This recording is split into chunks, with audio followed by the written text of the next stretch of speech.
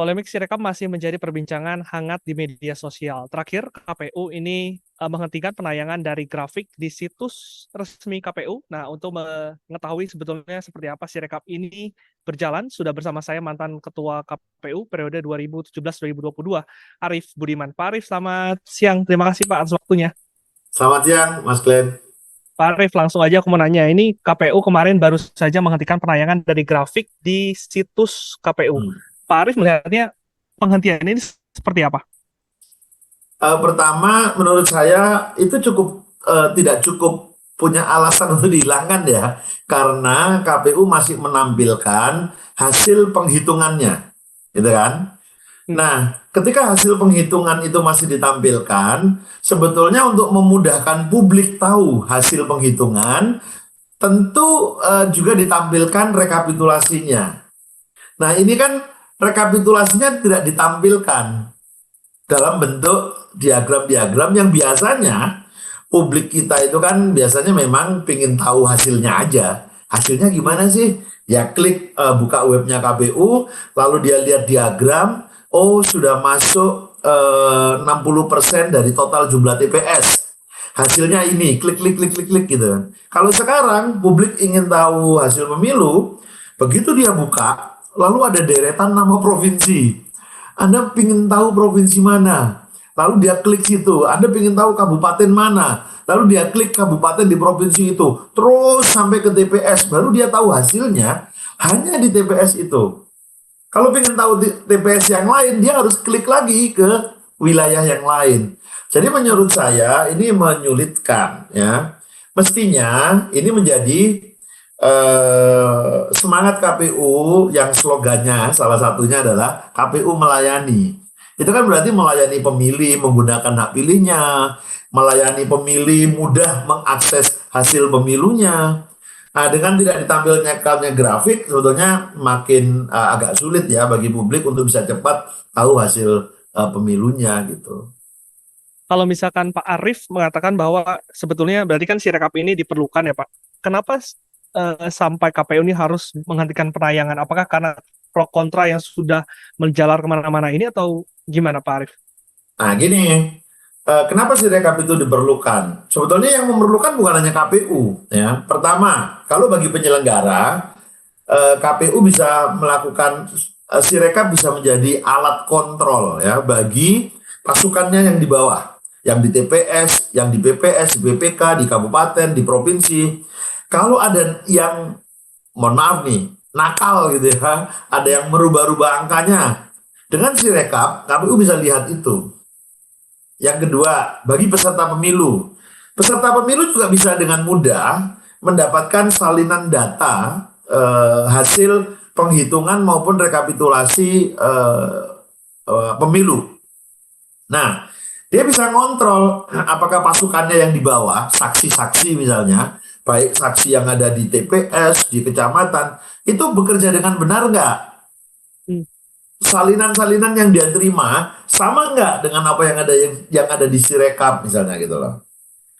Bagi pemerintah, bagi pembuat kebijakan, bagi pebisnis, mendapat informasi hasil pemilu dengan cepat, itu akan memberi informasi mereka untuk siap melakukan atau melanjutkan langkah seperti apa yang akan mereka ambil. Jadi, Sirekap ini banyak fungsinya dan bagi banyak pihak. Nah, kenapa polemik ini kemudian muncul? Karena Sirekap untuk pemilu 2024 ya, itu tidak berfungsi sebagaimana mestinya, tidak berfungsi maksimal.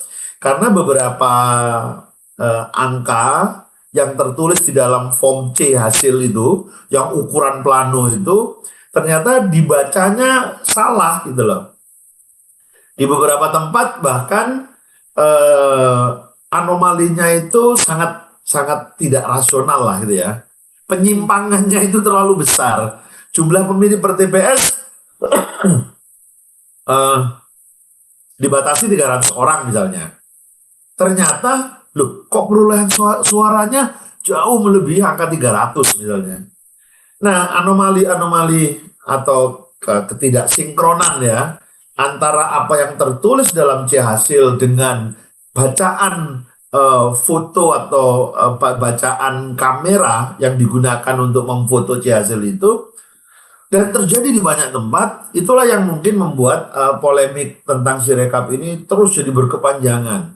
Dan ini tentu merugikan banyak pihak ya, karena mereka tidak dapat menerima informasi yang akurat itu.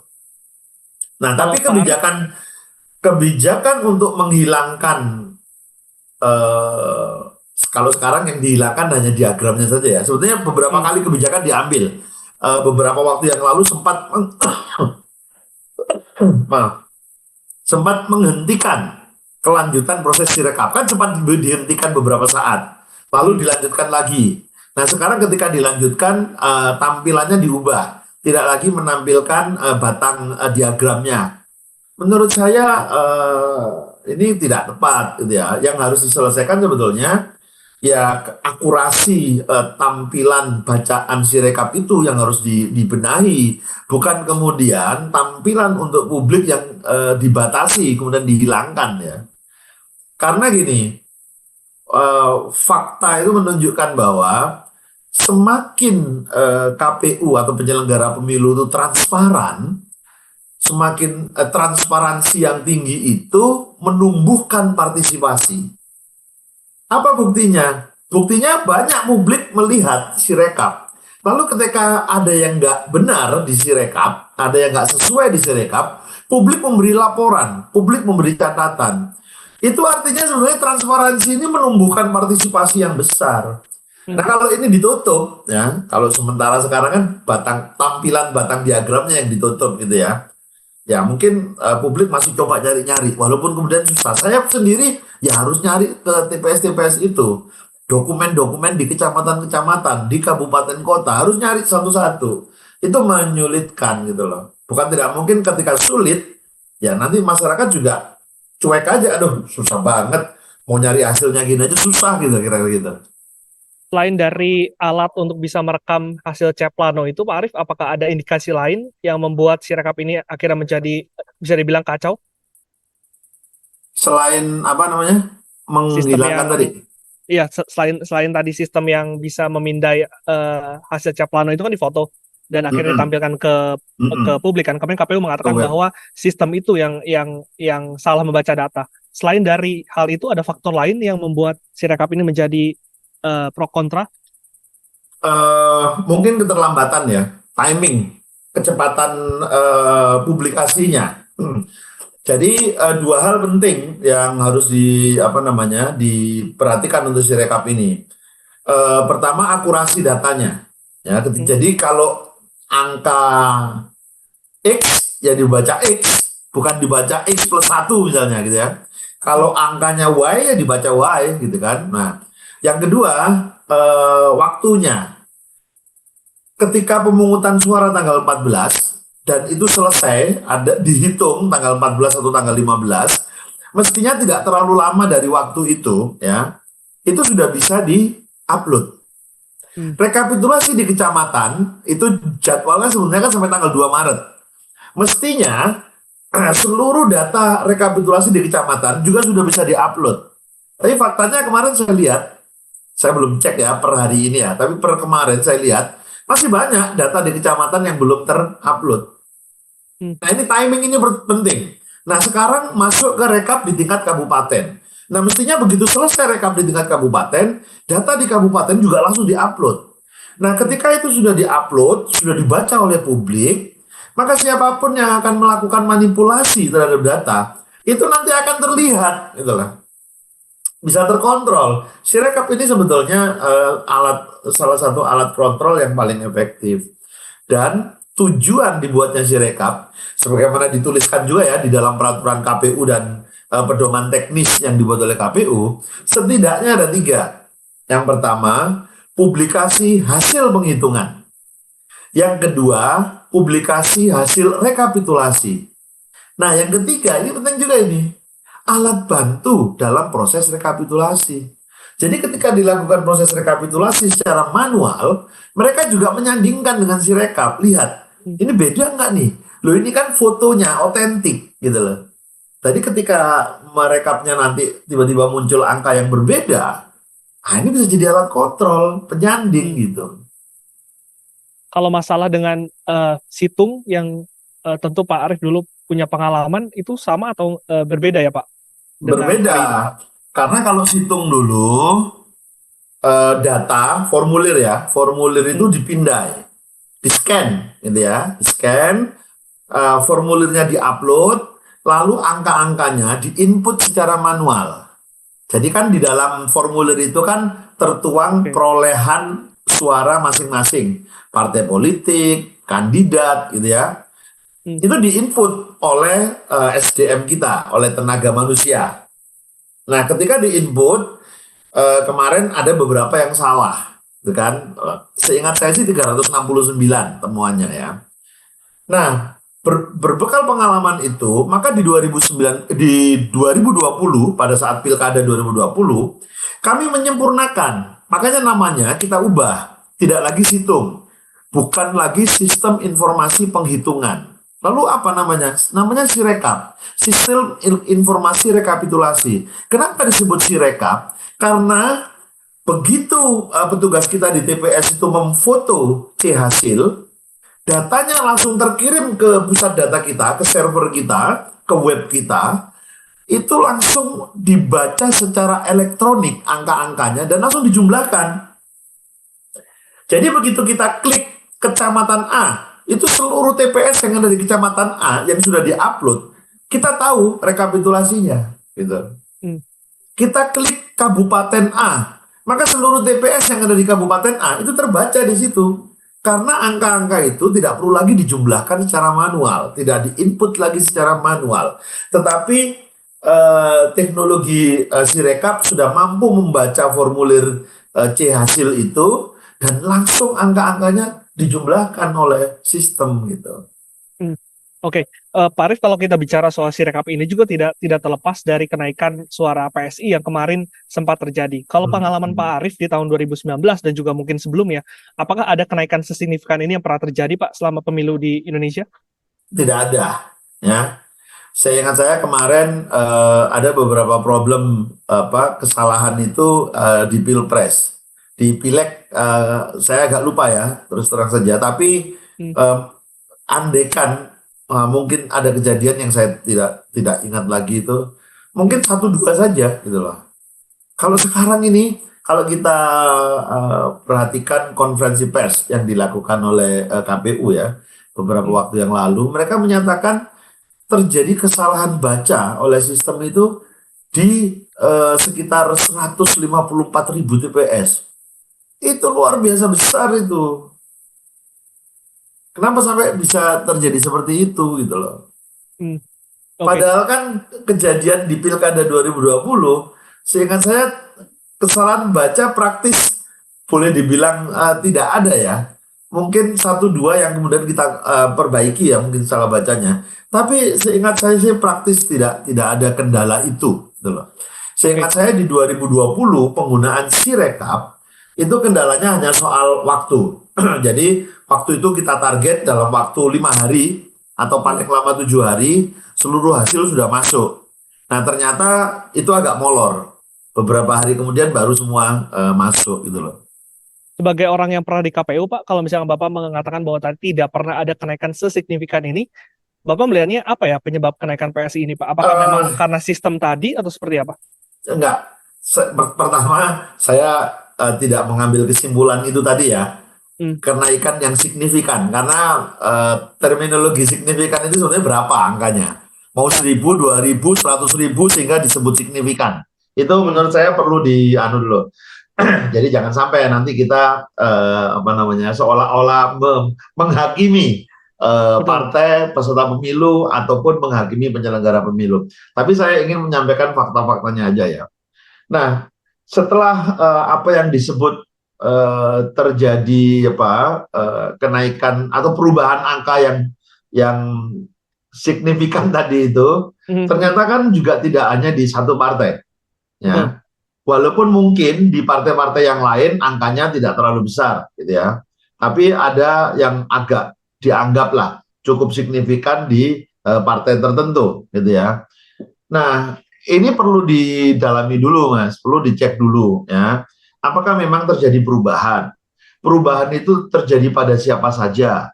Perubahan itu terjadi dalam kurun waktu yang mana? Apakah memang ternyata perubahan itu terjadi dari awal atau baru belakangan-belakangan ini aja terjadi perubahan? Itu nanti akan menunjukkan. Nah,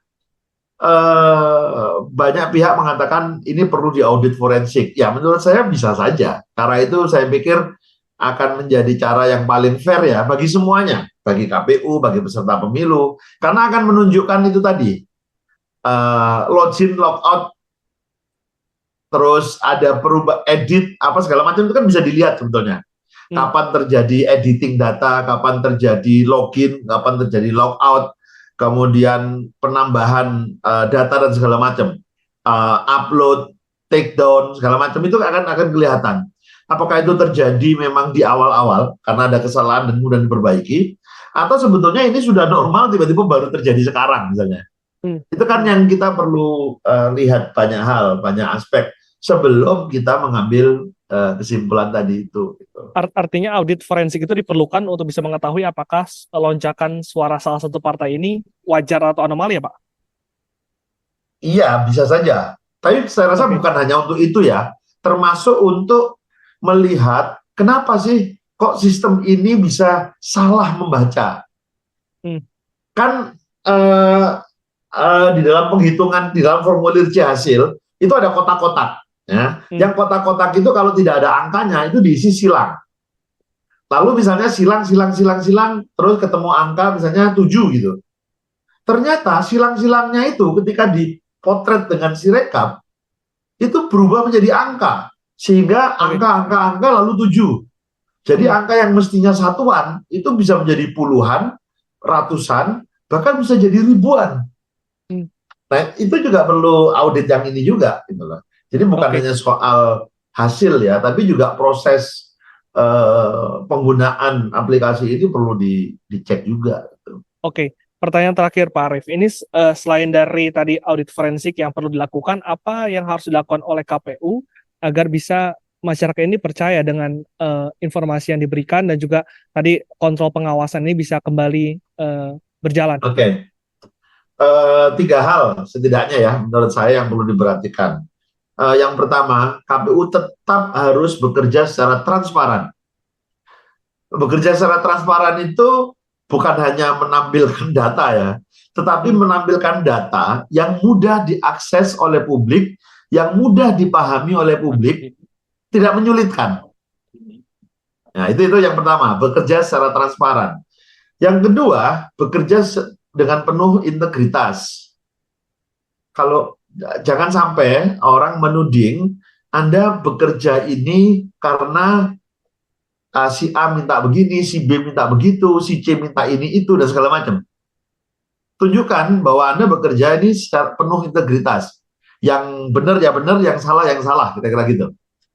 Yang terakhir, yang ketiga, Anda harus bekerja dengan profesional, dengan penuh kualitas. Apa yang dimaksud profesional? Ya, Anda tahu betul sebagai anggota KPU, sebagai anggota Bawaslu, anggota DKPP, karena penyelenggara pemilu di undang-undang disebut 3 lembaga ini ya. Sebagai penyelenggara pemilu, Anda tahu betul apa tugas dan kewajiban Anda. 1, 2, 3 segala macam, termasuk tagline-nya KPU itu kan KPU melayani salah satunya. Maka Anda harus layani semuanya dengan fair, dengan adil, setara, baik untuk peserta pemilu, baik untuk pemilih, baik untuk masyarakat sipil, ya. Semua Anda layani dengan baik sehingga transparansi Anda bisa dirasakan manfaatnya oleh publik, keyakinan publik, trust publik terhadap Anda juga terjaga karena punya integritas, dan yakin orang-orang, oke, Anda adalah orang-orang yang profesional dan punya kualitas untuk menjalankan pemilu. 3 hal ini Anda harus jaga. Karena pemilu yang penting dijaga adalah menjaga kepercayaan publik. Menjaga kepercayaan publik melalui transparansi, integritas, dan juga profesional. Terima kasih Pak Arief Budiman waktunya. Terima kasih. Sehat selalu. Nanti kita berbincang lagi ya Pak. Oke, Demikian thank you. sedang viral kali ini. Saya Glenn Joshua, Salam CTV.